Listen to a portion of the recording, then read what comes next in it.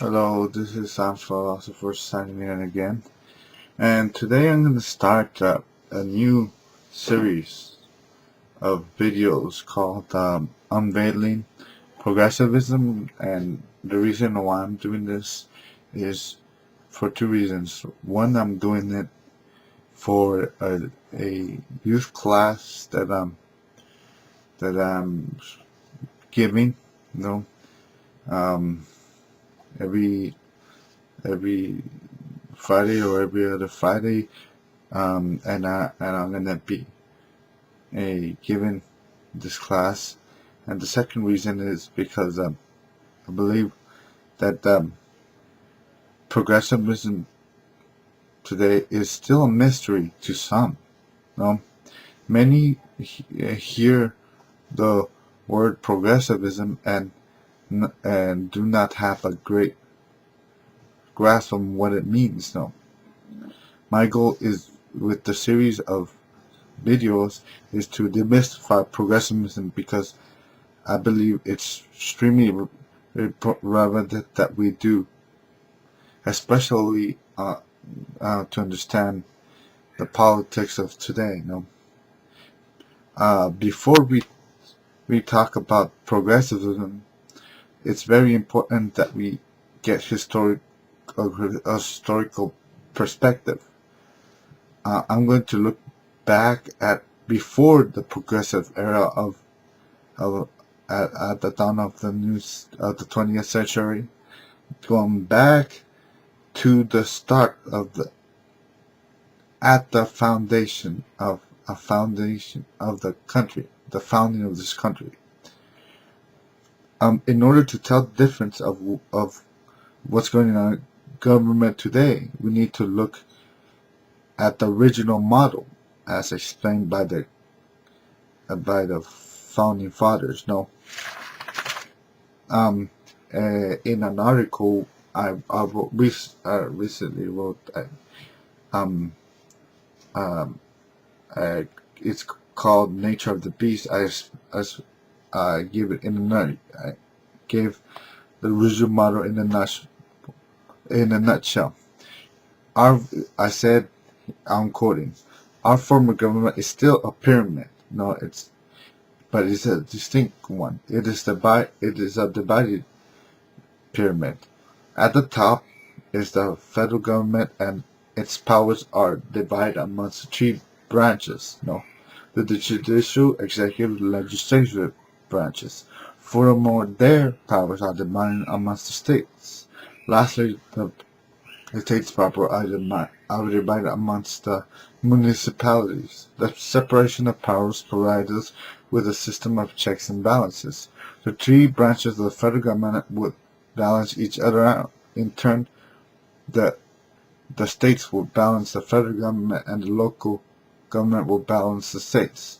Furthermore, the power of the federal government was limited greater by the adoption of the Bill of Rights, which restricted the intrusion of the federal government upon individuals themselves. Now, this idea came about by individual liberty, that each man had inherent rights given to him by God, and that the federal government couldn't intrude on those rights. It wasn't the government's place. But um, uh, as much as I want to share this with you, I don't think it's my call to enlighten you what a founding foundation is, because I'm too am a learner I'm a learning in the process, of the founding of this country. But I have found a great resource. It's called um, American Gospel by John Nahum. It talks about he talks about uh, a religion and what role has religion played and the foundation of the nation, and he gives a explains a whole lot better. No, no, but what I can say is that it's important to note that our federal government, as a religion, as originally prescribed, is a republic, not a democracy. A republic is a government directed by the rule of law, not of men. And no, I have this clip will explain it a little bit more. Divide and conquer. The Constitution went to a diverse nation for approval. They are a mixture of English, Scotch, Irish, French, Dutch, Germans, and Swedes, wrote J. Hector St. John de Crèvecoeur. From this promiscuous breed, that race now called Americans has arisen. In describing American religious habits, de Crèvecoeur observed in practice what Madison was writing about in theory. Catholics, Lutherans, Deists, Calvinists, and Quakers were all living together. Thus all sects are mixed, as well as all nations. Thus religious indifference is imperceptibly disseminated from one end of the continent to the other, which is at present one of the strongest characteristics of the Americans, de Crèvecoeur wrote. What he called indifference, however, could also be seen as mutual forbearance and respect among the panoply of peoples consumed with the task of settling a continent. Persecution, religious pride, the love of contradiction are the food of what the world commonly calls religion, de Crèvecoeur wrote. These motives have ceased here. Zeal in Europe is confined. Here it evaporates in the great distance it has to travel. There it is a grain of powder enclosed. Here it burns away in the open air and consumes without effect. James Madison was counting on just that.